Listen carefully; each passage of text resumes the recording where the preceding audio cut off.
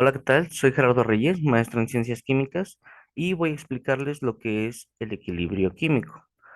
Cuando hablamos de equilibrio químico, generalmente pensamos en eh, reacciones químicas, y estas reacciones químicas generalmente tienen la siguiente estructura. Esta es una reacción química genérica, en donde tenemos dos reactivos, A y B, que reaccionan para formar productos. Generalmente, este tipo de reacciones se les llama reacciones irreversibles, ya que en estas no contemplamos que pueda ocurrir que los productos regresen hacia los reactivos originales. Sin embargo, existen muchas reacciones en las cuales esto sí ocurre, y estas las llamamos reacciones reversibles. Ahora bien, entonces, ¿en qué es el equilibrio químico?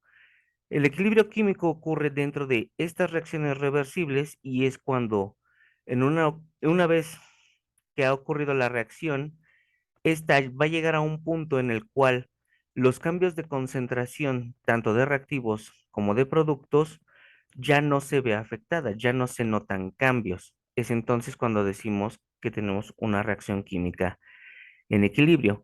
Pero ¿cómo es que ocurre esto? Bueno, de acuerdo a la teoría cinética molecular, la materia está compuesta de partículas que están en constante movimiento.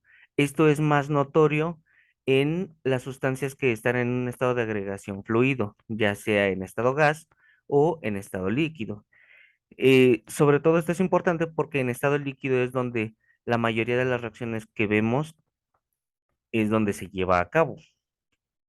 Por ejemplo, en un reactor donde se esté fermentando algo, o donde se esté calentando para llevar a cabo cierta reacción, o por ejemplo cuando se sintetizan polímeros, también se hacen en medios líquidos, ya sea en un medio acuoso o en un medio orgánico con un disolvente, como por ejemplo el hexano. Entonces, ¿qué es lo que sucede? Cuando tenemos nuestros reactivos y los comenzamos a mezclar, comienzan a interactuar entre ellos y comienza a haber choques entre sus partículas, de tal manera que estos choques van a provocar que se rompan y se formen nuevos enlaces. En esta reacción, simbolizo lo que sería este primer paso de mezcla y formación de productos, y esto ocurrirá con una cierta rapidez.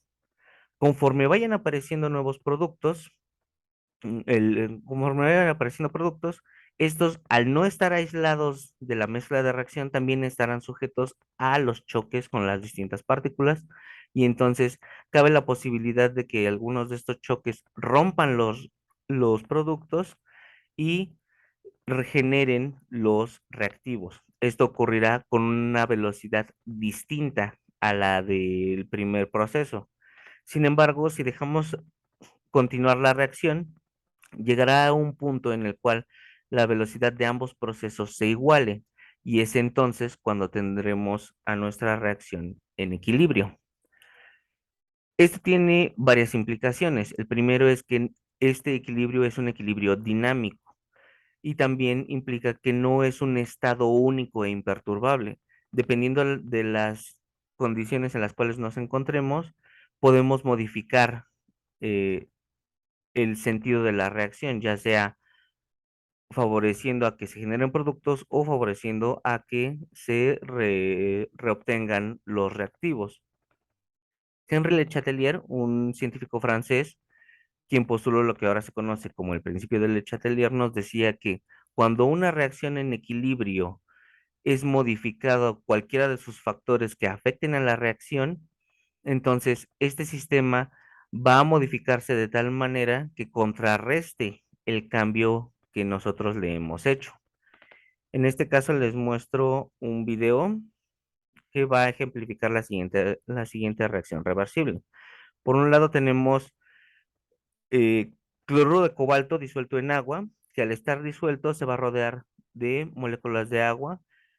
Eh, en este caso tenemos cloruro de cobalto hexahidratado, que es un compuesto rosa, pero que al agregarle iones cloruro Si agregamos suficiente concentración, vamos a provocar que se forme el tetracloruro de cobalto, el cual es un compuesto azul.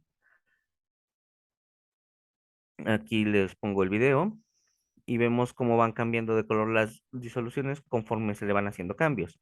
Primero se agrega un poco de cloruro de cobalto acuoso, en donde se encuentra el compuesto cloruro cobalto hexahidratado, y después se agrega ácido clorhídrico para formar el tetracloruro de cobalto, que es azul. Sin embargo, cuando se diluye, de nuevo vuelve a su estado de cobalto hexahidratado. Aquí vemos la repetición. Y bueno, este sería un ejemplo del principio de Le Chatelier. Ahora bien, ¿cómo podemos predecir estos cambios? Para poder predecir estos cambios y poder entender la reacción, necesitamos entender la constante de reacción y por tanto la ley de acción de masas. Tenemos nuestra reacción reversible. Entonces, la ley de acción de masas lo que nos dice es que si multiplicamos las concentraciones de los productos elevados a sus coeficientes estequiométricos y los dividimos entre la concentración de los reactivos también elevados a sus coeficientes estequiométricos, esto nos va a dar una constante en el equilibrio, únicamente en el equilibrio. Y esto es importante porque nos permitirá hacer predicciones de las reacciones que queramos hacer para poderlas manipular a nuestro beneficio. A modo de resumen, tenemos que las reacciones, el equilibrio de las reacciones ocurre en reacciones aisladas, ya que en la naturaleza, al haber siempre un constante cambio en concentraciones, que se agregan nuevas sustancias o hay cambios de temperatura, entonces realmente nunca se llega a un equilibrio. Tienen que ser reacciones aisladas, reacciones reversibles en las cuales podamos volver a los reactivos originales de los cuales partimos. Este equilibrio químico es un equilibrio dinámico y depende de las condiciones en las cuales estemos trabajando, temperatura, presión y concentración de nuestros reactivos y productos. Y para poderlas utilizar de mejor manera las reacciones, necesitamos poder conocer la constante de reacción y, como les dije, por tanto, la ley de acción de masas. A continuación le pongo algunas de las referencias de los materiales que se consultaron para esta presentación, así como también algunas otras fuentes en las cuales pueden consultar para tratar de entender mejor el concepto y también la dirección del video que les presenté, que está en esta presentación. Eso sería todo de mi parte. Muchísimas gracias.